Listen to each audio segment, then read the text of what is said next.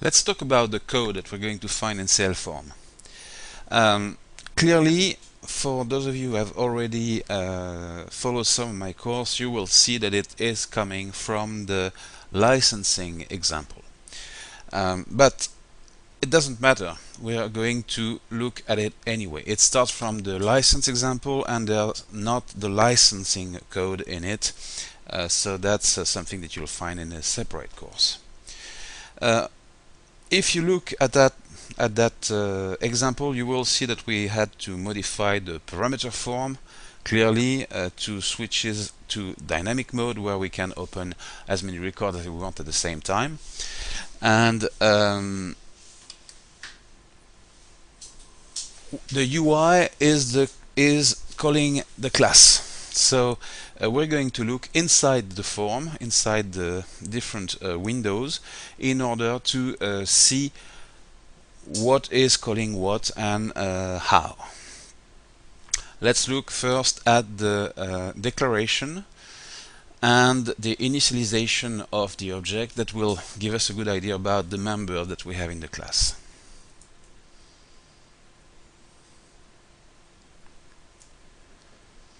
Okay, so we have two windows, param table and param form. In param table, we are going to clearly create a clForm object each time we're either creating a new form or editing an existing record. So let's look at the new. And what are we doing? We are doing an open child of the form, and that's it. Okay? So it means that the creation of the object itself is inside the form itself, which makes sense because the UI is calling the code. Okay? Of course, I could have created an object in the param table, and the object could have opened the window. That's the second option. But I decided that I wanted to make my code independent from the UI, so the UI is calling the object. In the parameter form declaration, I am declaring a clForm as dynamic and creating the object. As you can see, there's no parameter to the constructor because I prefer to send my information inside an init function. And this init function is right there in the initialization code of param form. What are we doing? We are telling the class that the file that is going to be managed is fhparam. It's a file that is, of course, in the analysis. Then we are giving it the alias of the window. Because we can open multiple windows, we are not giving it the name of the window itself. It will be the same for each of them. So in the opening code, we're doing an open child with a name that is different each time. That is the syntax, for those who didn't know, when you can assign an alias directly in the creation of your window. You're saying, okay, the alias is going to be form plus get identifier, so it's going to be 1, 2, 3, 4, 5, and so on. And it is equal to the w param form window. So that's the one that is going to be open. Okay? As you can see, when we are opening it, we are also saying that we're opening it in the new mode or in the edit mode with a constant that is part of the class. And because it is part of the class, the syntax is name of the class colon colon cst new. That is the same syntax that for the global variable or the global methods. A constant clearly is not something that is specific to one object. It is global to all the objects of that class, and therefore it has a global syntax. So when we are doing our initialization of the form, we're calling our class with the init form, sending the alias of the window. This way we'll be able to act on the window itself to know which window it is. The mode, that is new or edit. Then we are giving it the name of the field that is going to be the ID of the in the record, the unique ID in the record, because of course if we don't give that, the class has no idea which field in the file is the unique ID, and then we are giving it the value of that. This way we can load the content. You can see that in the initialization of the form there is nothing else. Let's have a look, and that's the same initialization if we are in edit or new mode, which means that putting the value inside the field is clearly done inside the class. Okay, of course there is error management if there is a problem, because we never know, and then here we'll do some setting of mandatory fields. But let's have a look in the init form how it's done. In the init form we need to first save everything that we need to keep for the further work in members of the objects, which is what we're doing that. After that, depending of the mode, we're going to do different things, and all that code is typically inside the window itself. Here it's inside the class, which means that when you create a new form, you don't have to add that code to your form. You just call your method and it's done. So new, clearly there's not a lot to do. We are saving value for the object itself. In case of edit, we are saving the key name and the key value as usual, and then managing errors. Then we init the window, and for that we are doing the file to screen here. The file to screen, window name, file name. As you can see, it's completely generic. And if it's another case, again, error. As you can see, the init is quite simple. There's not a lot to do in it, but it's done once and for all for whatever form of whatever file. And that's the beauty of the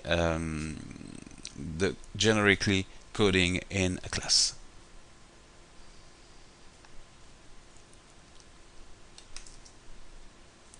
So we saw the init form method instead of the constructor, and you remember why, because we want to be able to get information to know if the init was successful and manage the error. Now let's have a look at the save form. Clearly the save form is going to be called from the save button. Okay, so in the save button the only code that we have, and you see that it's completely generic, is save the form, display an error if it was not possible, and if it worked, close the window. That's all. But you don't even have to close the window if you don't want to. The save could be completely separate from the close function. Okay? So let's look at the save form. What is the save form doing? As you can see, we are testing if mandatory fields are filled. We are going to come back to that later. But mostly what we are doing is we are going to do different things if we are in the new or edit mode. If it's new, empty the record, put all the value from the form inside the file, and do an hadd of the file name. You see here, this is not a regular hadd. You see the color? If I do this, this is what I get. This is a global procedure, and again I'm going against my rule which says don't use global procedure inside a class. But that is because this is also part of the things that are always in my project, and I want that because this allows me to overwrite the regular hadd, and by just adding this procedure inside a project, all the hadd that have been done inside a project are now done instead by my cldb hadd method. So that is a redirect that is immediately available in all your projects. You just add the global procedure hadd and hmodify, and suddenly all your hadd hmodify is managed by my class. So I wanted to show you that. In case of edit, then first, of course, read the original record, lock it. Then, if there's no error, if there is an error, sorry, then recreate it. It was deleted during this time, so we recreate it. And if there was no error, then we modify it. And again, that is the code that I decided to do on the save, but you could do whatever you want here in a completely generic way, and this code would be available as soon as you create a form. Now, this, after that, is the clForm method. The clForm method is completely separate from the save, because, well, you may want to close without saving, you may before saving or after saving, which is why this method is separate. So what do we do in the clForm method? We are testing again in a completely generic way with the indirection if the window was modified. If yes, there is a message asking the user if you still want to close, and we are just sending the result back, which means that this is the code that you have here in the close button. Just do this. Just to remind you, let's do a very quick test. If we go in the parameter management and we go, by example, in edit mode, save position equal true, and here we have the save or we have the close. The content, the form content was modified. You want to cancel the form? Oh, nothing. So as you can see, this code is working, and it will work on any form of any file. So what do you have to do to use this code? Well, you need to clearly create a form, and to do that you use not the rad, because the rad is going to put code everywhere. You're going to use a read, and here it's going to basically put all the fields of your file in your form. It's going to put a close and a save button, and then you add a few code bricks, and have you seen, the code bricks are really not complex. This is the code for the close button, and this is the code for the save button. So you have these two set of code to put, and then you have the window init, declaration 2 lines, init 4 lines, and closing 1 line. And that's it. You have a form working on any file. You are just done. Now clearly there are some much more advanced code in clForm, and we're going to talk about it now. First, we wanted to manage mandatory field. We haven't seen that yet, so we are going to have a look. There is a set mandatory fields method. This is called in the initialization of the form. Here we are first initializing the form and then saying to the form object that the mandatory fields for that particular form are those. And it's just a string with the name of each field in the form here. Okay? So we have two fields that are mandatory. What are we doing in the set mandatory field? Just storing that string as is in a member of the object. That's all. That part is quite simple. Then, of course, we need to modify the clForm method in order to test for these mandatory fields. So let's have a look at the clForm method. The clForm method is called from here, and as you can see, we're doing a clForm. If the result is false, we are just displaying the last error, nothing else. So there's no specific case for the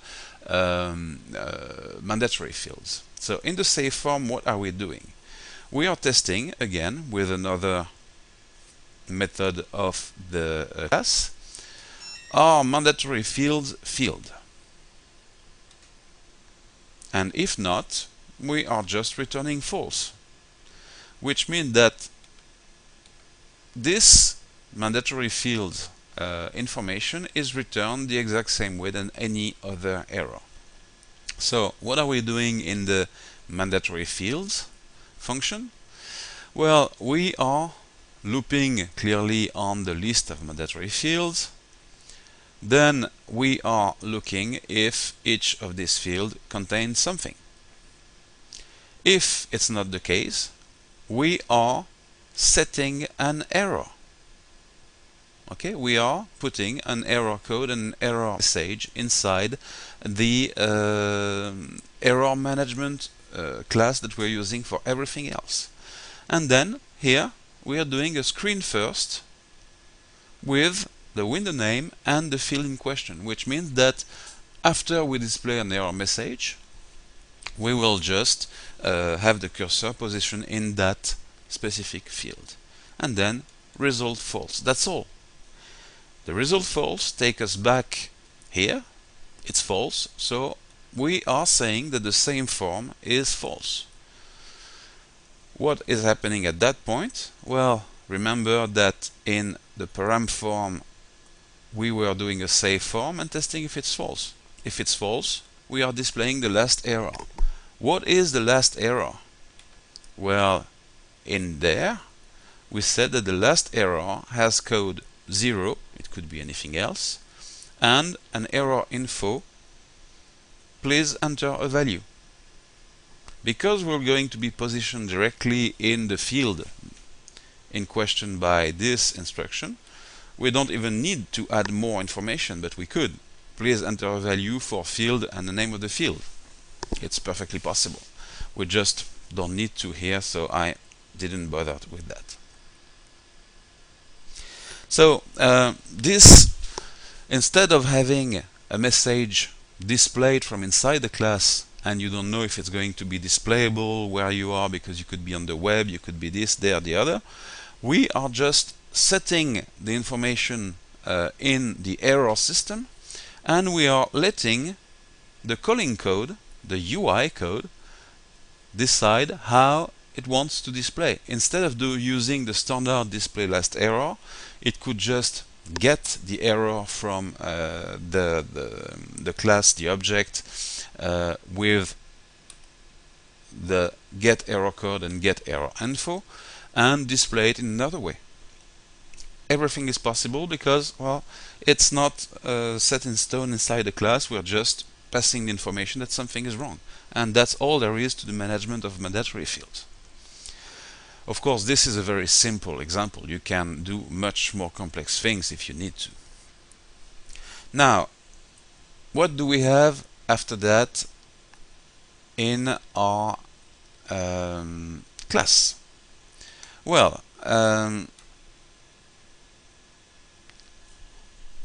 we wanted to manage a list of all the open forms. You remember that? Well, of course, this has a meaning only in the case of an open child. If you're doing open, it's modeled, there's only one window and you're done. But the advantage of working with dynamic object here is that we can manage as many windows as we want for the same file, or for different files. It doesn't matter. You could have 5 different forms from 5 different files open at the same time. It would work the exact same way. So it makes sense only in an open child case, of course, and it's useful when you're opening several forms at the same time, which is extremely practical for your user and also a very good way to be completely lost in all the windows. So it's a choice to offer that functionality or not. So clearly, compared to a regular form management, you need to modify the code to open in non-modal form, and that's what we are doing in our project with the where is that thing? Here we are. We're with the opening of the window. Let me remind you how it's done. The opening is done with an open child here, as you can see. And here we have some extra code that we're going to have a look at now. So both in the new and in the edit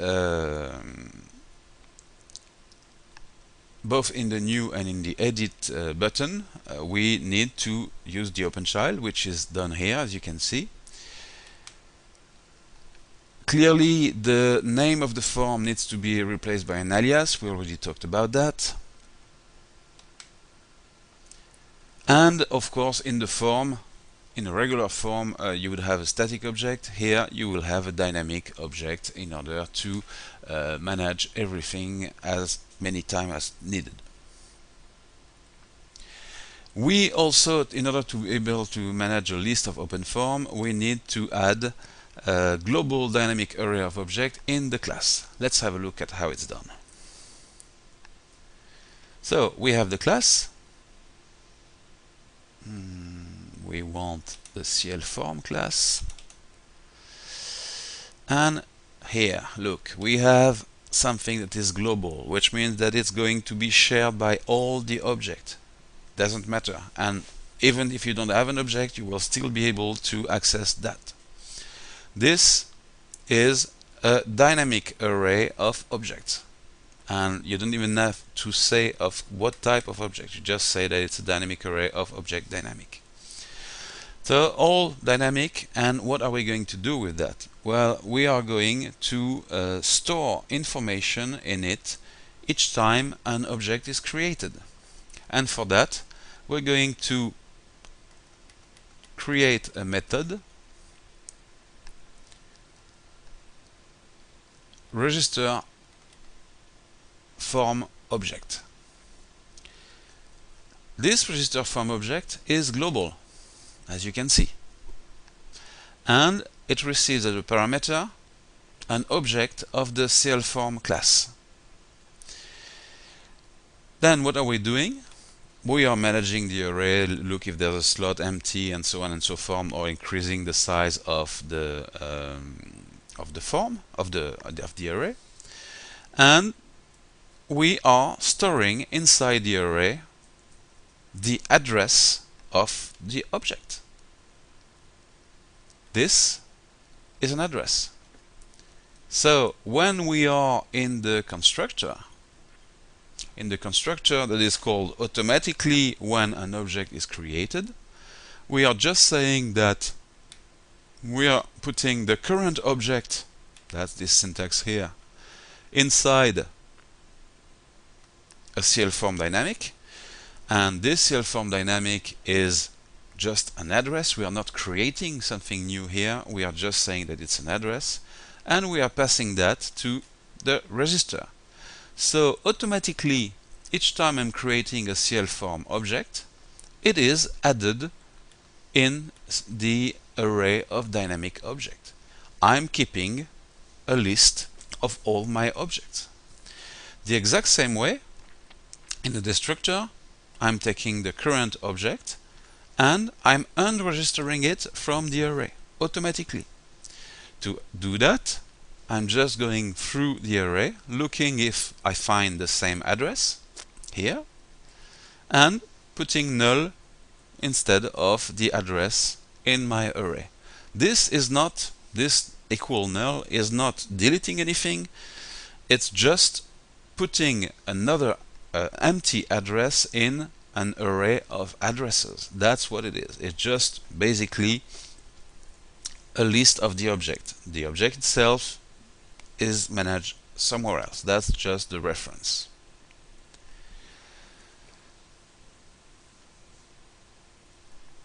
So now we have our list. So let's go a little further in there.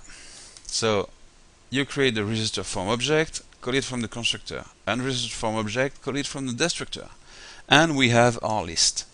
So now we're going to use it to check if a record is already displayed before opening the same one twice. So we need a isRecordOpen method. Look at that, we have it. isRecordOpen. What are we doing with isRecordOpen? isRecordOpen receives a file name and a record ID. Why? Because again, it is global. It is not based on one object, which means that the parameter that we send to an object when it's created, which is a file name, has nothing to do here. Here we are not inside one object, we are managing all the objects, and we can have clForm object for files completely different, for 10 different, 20 different files. So here we are sending the file name and the record ID. Then we're going through the whole array of objects. If it's not null, then we are looking if the file name in the object is the same. And look at the syntax here. We have an array of addresses of object, and because of that we can do this directly by the item in the array. It's exactly the same as if we were accessing the object itself, because it is the address of the same object, and we are looking at the file name to see if it's the same. If it's the same file name, then we are doing the same thing for the ID key value member and looking if it's the record ID.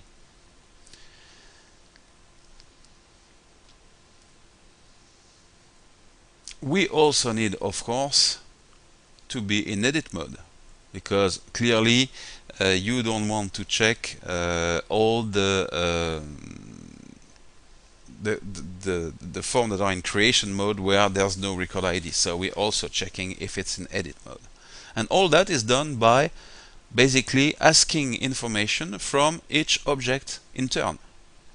If we do find something that matches, then we are returning again a member of the object.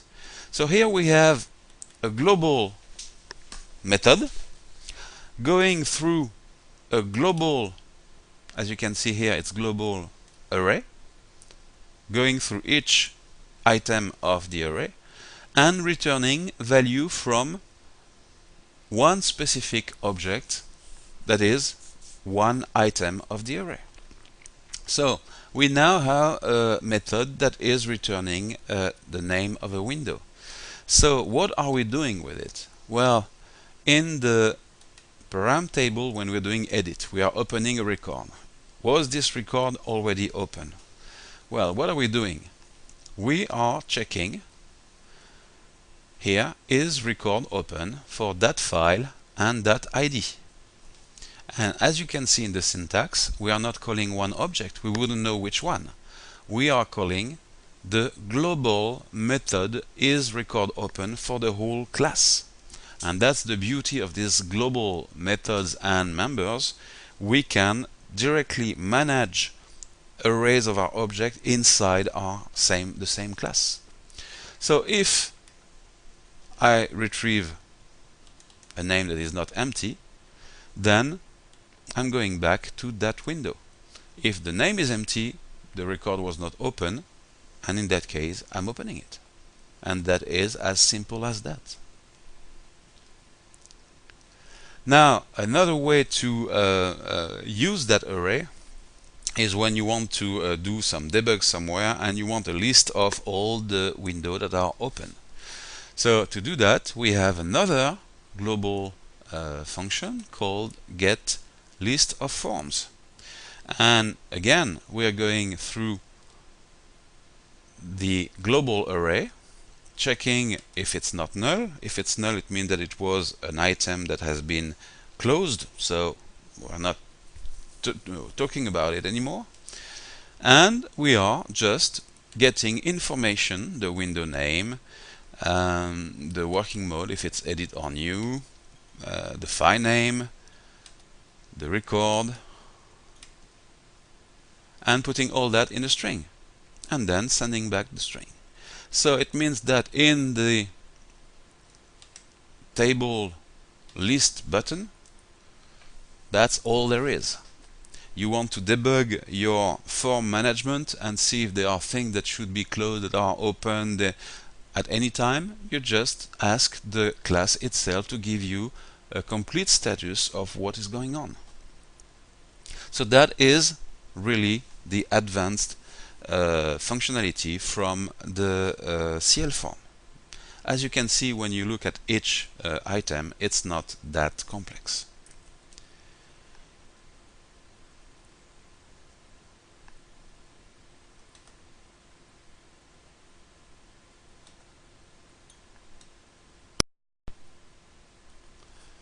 Object-oriented programming. Finally, it's not that mysterious. There's, as you can see, I showed you from the basic to the quite advanced, and there is nothing that mysterious in object-oriented programming as long as you do it step by step. Clearly, it is more structured than what you used to do with the procedural because of the black box system, because of the inheritance and all that, so you can organize things in a much more powerful way. And clearly also it can be much more complex. If you let it become complex, you will see in the example when you go inside my code that each step is clearly commented, that there's nothing hidden and there's nothing too complex in it, just enough to help you. Now, the question always is what not to do with that. Well, here what I'm going to say is probably going to make me a few more enemies, but I'm definitely somebody who likes the middle of the way. I'm not all for procedural and I'm not all for object. So you, in my opinion, should never try to do everything as an object. You have to have something that makes sense. Here, managing forms, perfect, absolutely. Now, should you manage each field in a form as a separate object? No, I would say no, but some people will tell you that it's the only way to code properly. Should you manage each record in a file as an object? Personally, I'm going to say you absolutely not. I've seen an example of program where they are using the UML system, and of course it's a unified modeling language, which means that it has to be good because lots of professors in big university worked on it to make it the thing to follow, and of course all their students have to follow it. They have no choice. Now in the real world, I found that it's a lot of the time spinning the wheels in very theoretical way and not really helping. Let me give you an example. I've seen program using UML, which means that for each file of the analysis you have one class that is automatically generated with basic stuff in it. Basically what you have is for each field of your file you have a variable with the same name in the class and an initialization in it, and then after that what do? Well, I've seen people who are reading their files, part of their file, their whole file with queries, and then creating an array of objects and copying each of the record that they have in their query inside the object. And now they have one record per object. And they have class to manipulate all that and this and that and the other. It's wonderful, it's perfect, it's magical, it's well, it's a big problem. There are two major problems here. The first one is an optimization problem. Each time you're doing a query, you are also creating an object for each record and copying the content of the record from the query to the object, and that takes a lot of time. That is definitely not something that you want to do when you're trying to have something that is optimized. The second problem is that you use query in order to get information from a file, but not the whole record. Most of the time your query is going to return to you only parts of the record. And yet you're going to copy that in an object, and in that object you have all the fields. Some of them are filled by the query and some of them are not. And suddenly you have to know in your code everywhere if that part of the object is filled or not. And that is really a nightmare when you want to code properly. So with just these two small problems, I've decided that I didn't want to code like that. That doesn't mean that I'm not obliged to code like that from time to time when one of my customers is working this way and I have to intervene in his programs, but this is definitely not something that I would advise. So to make a long story short, objects are good, objects are powerful, objects can be complex, and objects can be too much. It all depends on how you decide to use them. So the middle way, my way, your way, you choose.